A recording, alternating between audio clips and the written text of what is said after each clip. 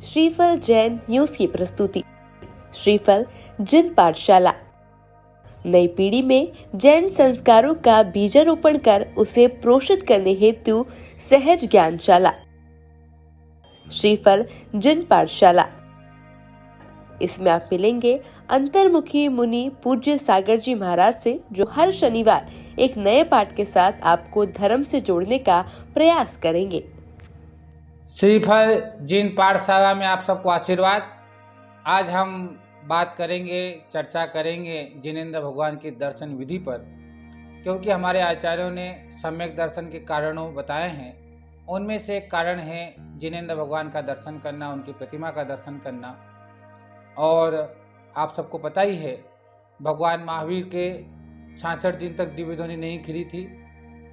तो उस समय गौतम गणधर जैसे ही समोसर में पहुँचे और उन्होंने जैसे जिन बिंब के दर्शन किए, मानस्तंभ के दर्शन किए, तो उनका मिथ्यात्व सम्यक्त्व में परिवर्तित हो गया। तो आज ऐसे ही जिन दर्शन की महिमा जो है, उस भगवान के दर्शन की विधि को हम समझेंगे। हमारे आचार्यों ने पहले कहा है कि हम जब प्रातःकाल उठते हैं तो हमें शुद्ध प्राशुक जल से स्नान करना चाहिए, और स्नान करते वक्त भी, और जब घर में हैं, जब तक मंदिर नहीं निकलते हैं, तब तक जिनेंद्र भगवान की मन में चिंतन करना चाहिए, उनके गुणों का चिंतन करना चाहिए। इस बीच में हमें किसी प्रकार की गृहस्थ की बातें नहीं करना चाहिए, विचार नहीं करना चाहिए, चिंतन नहीं करना चाहिए। हो सके तो हमें मौन रहना चाहिए जब तक हम जिनेंद्र भगवान के दर्शन न कर जाए, क्योंकि सबसे पहले अगर हमारे मुंह से किसी का नाम निकले तो जिनेंद्र भगवान का नाम निकले। हम भी देखते हैं कि हम कभी कभी लौकिक में कहते हैं ना, आज मैंने किसका मुंह देख लिया, जो मेरा काम ठीक नहीं हुआ। तो हम भी प्रार्थना यही करें कि सबसे पहले हमें जिनेंद्र भगवान के दर्शन हो, मन से, वचन से, काय के माध्यम से। हम प्राशुक जल के माध्यम से स्नान करें, और जब तक स्नान कर रहे हैं मंदिर में शुद्ध कपड़े पहनकर जाएं। तब भी बन सके तो हमें सफ़ेद कपड़े पहनकर ही जिनेंद्र भगवान की आराधना, उपासना करना चाहिए। अगर संभव नहीं हो किसी कारण से ऐसा कि हम सफ़ेद नहीं पहन पा रहे हैं, तो हमें कम से कम काले कपड़े पहन करके कभी भी जिनेंद्र भगवान की आराधना, उपासना नहीं करना चाहिए। ये अलग बात है कि शास्त्रों में किसी संकट को दूर करने के लिए, जैन धर्म पे आए हुए संकट को दूर करने के लिए काले कपड़े पहनकर भी जाप करने की, आराधना और काले कपड़े पहन करके वंदना करने की बातें आई हैं। पर जो प्रतिदिन की बात है, प्रतिदिन हम जो आराधना करते हैं, उसमें हमें सफ़ेद कपड़े पहनकर ही दर्शन करना चाहिए भगवान के। और घर से हम जब निकलते हैं तब से लगाकर मंदिर के बीच में मात्र जिनेंद्र भगवान का हमें चिंतन और मनन होना चाहिए, उनके गुणों का वर्णन होना चाहिए।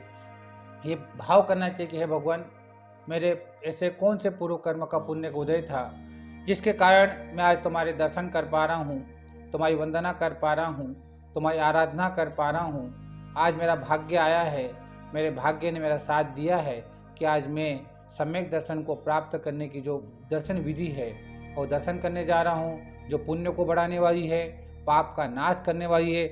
ऐसे जिनेंद्र की आराधना में करने जा रहा हूँ, उनकी उपासना करने जा रहा हूँ। मेरा सहयोग, मेरा निमित्त इसमें बना रहे। हम जब भगवान के दर्शन करने के मंदिर में पहुँचते हैं तो सबसे पहले हमें प्राशुक जल से अपने पैरों को बहुत अच्छे से धोना चाहिए, और इतनी सफाई से धोना चाहिए कि किसी भी प्रकार की कण या धूल, गंदगी हमारे पैरों में ना रहे। उसके बाद ध्यान रखें कि हम मोजा पहन करके जो जाते हैं, ऊनी कपड़े पहन करके जाते हैं, हमें नहीं जाना चाहिए, क्योंकि मोजा अपवित्र है। क्योंकि हम उसे, मोजे के साथ हम कभी लघु संख्या भी करने जाते हैं, कई व्यक्तियों को छूते हैं, और कई प्रकार का शुद्धि में भी हम मोजों का उपयोग हमारा हो जाता है। हम व्यापार करते हैं, स्कूल जाते हैं, कॉलेज जाते हैं, नौकरी करने जाते हैं, तो वो सब चीज़ें वहाँ छुई जाती है। तो ऐसे अपवित्र वस्तु हम वहाँ मंदिर में रहकर न जाएं। मोजे उतारें और फिर पैर धोएं, फिर अंदर जाएं। ऊनी वस्त्र पहनकर भी हमें मंदिर में नहीं जाना चाहिए। उसके बाद जैसे मंदिर में पहुँचते हैं, पाँव धोए, पाँव धोने के बाद हम जैसे वेदी पर भगवान के मुख्य द्वार पहुँचे तो ओम जय जय जय निश्चयी निश्चयी निश्चयी निश्चयी, ऐसे 3 बार बोल करके हमें अंदर प्रवेश करना चाहिए। अगर घंटी है तो हमें वहाँ पर घंटी बजाना चाहिए। फिर हमें नमोकार मंत्र बोलते हुए या अन्य जो स्तुति हमें याद हो, जो पाठ याद हो, उसको बोलते हैं कम से कम 3 परिक्रमा हमें जिनेंद्र भगवान के वेदी की लगाना चाहिए। क्यों लगाना चाहिए कि हमारे आचार्यों ने मंदिर को समोसरण का प्रतीक कहा है, और जब समोसरण में या तीर्थंकर का जब पहली बार बालक का दर्शन करने जन्म के बाद जाता है सौधर्म इंद्र, तो पूरे नगर की 3 परिक्रमा लगाता है। अब 3 परिक्रमा लगाने में कई प्रकार की बातें आती हैं। कोई कहता है जन्म जरा मृत्यु का नाश हो, इससे हम 3 परिक्रमा लगाते हैं। कोई सोचता है कि हमें जन्म, सम्यक दर्शन, सम्यक ज्ञान, सम्यक चारित्र की प्राप्ति हो जाए, इससे हम 3 परिक्रमा लगाते हैं। तो अलग अलग कारण हो सकते हैं, पर तीनों कारण पवित्र हैं, शुद्ध हैं, कि हमारी भावना ही है कि हमें रत्नत्रय की प्राप्ति हो। किसी की भावना है कि जन्म जरा मृत्यु का नाश हो जाए, तो बिना रत्नत्रय की प्राप्ति किए तीनों भी संभव नहीं है। इसे रत्नत्रय की प्राप्ति हो, इस भावना से स्तुति पाठ बोल करके हमें करना चाहिए। उसके बाद 3 परिक्रमा लगा दें तो पुरुषों को भगवान के सीधे हाथ पे होकर के और स्त्रियों को भगवान के उल्टे हाथ पे होकर के हमें भगवान की सामने खड़े होकर के नमोकार मंत्र बोलना चाहिए। फिर हमें 5 पुंज अरिहंत, बीच में ऊपर सिद्ध, फिर आचार्य, फिर उपाध्याय और साधु, इस प्रकार से हमें 5 पुंज जाना चाहिए। पहला पुंज ऊपर, बीच में, फिर सेकंड पुंज ऊपर की साइड, फिर हमें सीधे हाथ पर, फिर नीचे, फिर उल्टे हाथ पर, ऐसे 5 पुंज हमें भगवान के सामने चढ़ाना चाहिए।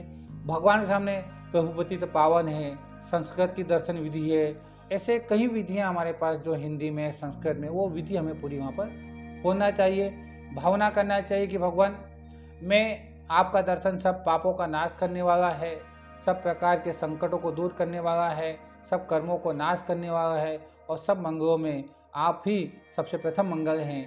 आपके नाम से हम कोई प्रारंभ करते हैं तो उसका संसार समुद्र से पार हो जाता है। ऐसे स्तुति पाठ कर करके, स्तुति भावना करके, जिन्हें स्तुति याद नहीं हो, वो मात्र जिनेंद्र भगवान के जो गुण से थोड़े बहुत याद हैं, जैसे भगवान आप 3 लोक के नाथ हो, है ना, आपके माध्यम से हम संसार में सब प्राणियों को धर्म का उपदेश मिला है, हमने पुण्य पाप को जाना है, आज मेरे बड़े भाग्य हुए जो मैंने आपके दर्शन किए हैं, आपकी वंदना की है, मेरे पाप कर्म अवश्य ही नष्ट हो जाएंगे। ऐसी भावनाएं हमें वहाँ पर बार बार भगवान के सामने करना चाहिए।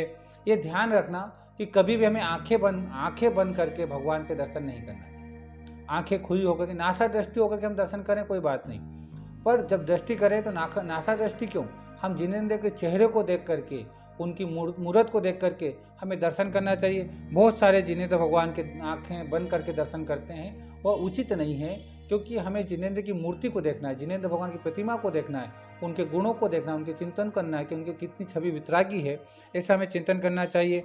भगवान के सामने पंचांग नमस्कार, गवासन नमस्कार भी हम बैठ करके कर सकते हैं, अष्टांग नमस्कार कर सकते हैं। इस प्रकार से जिनेंद्र भगवान को हमें नमस्कार करना चाहिए।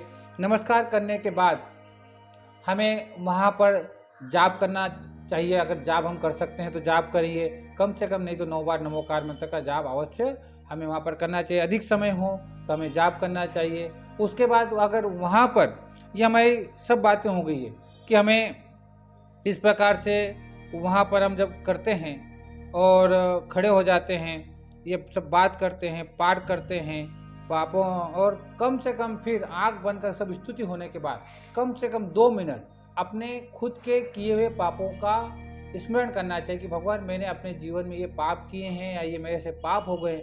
ऐसा चिंतन भी हमें कम से कम 2 मिनट का जिनेंद्र भगवान के सामने जरूर करना चाहिए कि मेरे पापों का प्रक्षालन हो। इस भावना से हमें 2 मिनट का चिंतन तो जिनेंद्र भगवान के सामने अवश्य ही करना चाहिए। उसके बाद बहुत सारी वो विधियाँ हैं कि हम वहाँ स्वाध्याय भी कर सकते हैं। अगर हमें स्वाध्याय करना हो, हमें पूजन करना हो तो पूजन कर सकते हो। हम फिर बाद में दूसरे भाग में उसकी चर्चा करेंगे जब पूजन की बात आएगी, पर दर्शन की हम बात कर रहे हैं। उसके बाद वहाँ पर जहाँ पर जिनवाणी रखी हुई है, जिनवाणी का कोई कक्ष बना हो, तो उसके सामने जा कर के हमें फिर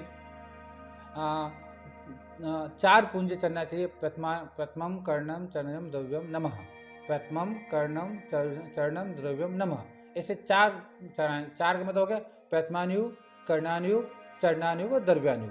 ऐसे भावना करके हमें 4 कुंज जिनवानी सामने चढ़ाना चाहिए। वहाँ हमें जिनवानी की स्तुति बोलना चाहिए या जिनवानी का गुणगान करना चाहिए कि तुम साक्षात अनंत भगवान की दिव्य ध्वनि का अंश हो। वो उनकी जो दिव्य ध्वनि में खिला था उसी को लिपिबद्ध अन्य शास्त्रों ने आचार्यों ने किया है और आपके पढ़ने से हमें सम्यक ज्ञान की प्राप्ति होती है, हमें पुण्य पाप का पता चलता है। तो इस प्रकार का वहाँ चिंतन करना चाहिए, स्तुति बोलना चाहिए और फिर हमें नमस्कार करना चाहिए। अगर वहीं पर अगर मंदिर में गुरु विराजमान है तो उनके सामने सम्यक दर्शन, सम्यक ज्ञान, सम्यक चारित्र ऐसा बोल करके हमें वहाँ पर गुरु को नमस्कार करना चाहिए, उनसे पूछना चाहिए कि महाराज साहब हमारे आत्मा का कल्याण कैसे हो, हम अपने आत्मा का कल्याण कैसे कर सकते हैं। ऐसी भावना के साथ हमें नमस्कार करना चाहिए और उनसे प्रकार का प्रश्न पूछना चाहिए। इस प्रकार से दर्शन विधि संक्षिप्त में भी है और हम इसमें जितना बढ़ाना चाहे, जितना चिंतन करना चाहें कर सकते हैं, पर इतना तो हमें करना ही पड़ेगा, इतना तो करना हमें ये आवश्यक है। अब बाद में हम कितना भी मंदिर में बैठ कर कितना भी चिंतन मनन कर सकते हैं वो अलग विषय है, उस पर हम फिर कभी चर्चा करेंगे। पर इतना नॉर्मली दर्शन विधि होनी चाहिए। और मंदिर में क्या नहीं करना है, किनका उपयोग नहीं करना चाहिए, तो हमारे आचार्यों ने कहा कि मंदिर में हमें कभी ऐसा काम नहीं करना चाहिए जिससे पाप का बंद हो जाए। जैसे घर गृहस्थी की बातें नहीं करना चाहिए, किसी प्रकार का पारिवारिक संबंधित बातें नहीं करना चाहिए, नाक में, कान में, आँख में हाथ डाल दिया या सर्दी हुई तो साफ करके वहीं कपड़े से कर लिया, इस प्रकार का उपयोग भी हमें मंदिर में नहीं करना चाहिए। धर्म चर्चा के अलावा बाकी सब प्रकार का मौन हमें मंदिर में रखना चाहिए। दूसरा, पूजन भक्ति हम जो पाठ करते हैं इतनी जोर से भी नहीं बोलना चाहिए कि किसी दूसरे को डिस्टर्ब हो जाए और दूसरे को संकट पहुंचे, और इतने मधुर आवाज़ में बोलना चाहिए कि उसको सुन करके सबका मन आह्लादित हो जाए, खुश हो जाए।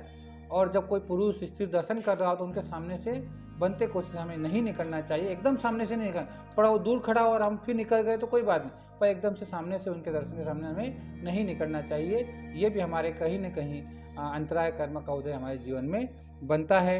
उसके बाद हम देखते हैं कि मंदिर में तकिया लगा करके, गादी लगा करके हमारे को शरीर में तकलीफ होती है तो हम तकिया, गादी इस प्रकार से पीठ लगा करके मंदिर में बैठते हैं। वास्तव में हमें सब नहीं करना चाहिए। अब अलग बात है कि आपको अभी वर्तमान में तकलीफ है तो हमें कितना इन साधनों का हम कितना कम उपयोग कर सकते हैं उस पर हमें करना चाहिए, कि करना तो बिल्कुल निषेध है, इस प्रकार का बैठना हमारे निषेध है।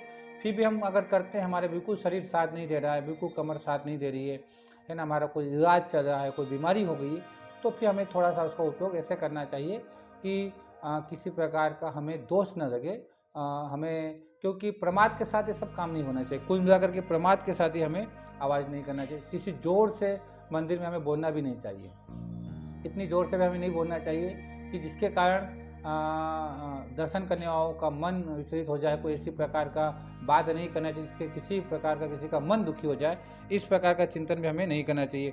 हमें मान सम्मान के जो हम करते हैं मंदिर में, वो मान सम्मान का मान सम्मान का कार्यक्रम हमें मंदिर के अंदर नहीं करना चाहिए। जिनेंद्र भगवान के सामने क्या मान सम्मान का कार्यक्रम करना, कौन है, कौन बड़ा है, कौन छोटा है, सब है। हमें मंदिर में अलग हॉल बने होते हैं, प्रवचन हॉल बने होते हैं, वहाँ पर हमें बात करना चाहिए। हम तो मान का साय निकालने जाते हैं, मान सम्मान से दूर होने मंदिर में जाते हैं, तो वहाँ इस प्रकार का ही नहीं। हम पानी भोजन जो मंदिर में लेके जाते हैं बच्चों के लिए भी, वो भी हमें बच्चों के लिए मंदिर में लेके नहीं जाने चाहिए। अगर बच्चों को खिलाना पिलाना है तो हम मंदिर से बाहर आ जाएँ, कोई ऐसा मंदिर में कमरा हो या मंदिर से बिल्कुल बाहर आकर के हम बच्चों को पानी पिला दें, कुछ को खाना खिलाना हो खिला दें, पर मंदिर परिसर में बैठ करके सब काम हमें नहीं करना चाहिए। रोना, बिलखना, चिल्लाना, अपना दर्द बताना, ये भी सब मंदिर में एक दूसरे के साथ हमें नहीं करना चाहिए। इन सब करने से हमारे जीवन में पाप का बंद होता है। मोटे तौर पे एक बात समझ लीजिएगा कि जिनेंद्र भगवान की अवहेलना जिससे होती हो, जिससे हमारा सांसारिक काम जो होता हो, है ना, जो सांसारिक की गिनती में आता है, वो काम भी हमें मंदिर में सब नहीं करना चाहिए। ओम नमः सिद्धेभ्य, फिर इस पर चर्चा करेंगे क्योंकि वो बहुत बड़ा विषय है। ओम नमः सिद्धेभ्य।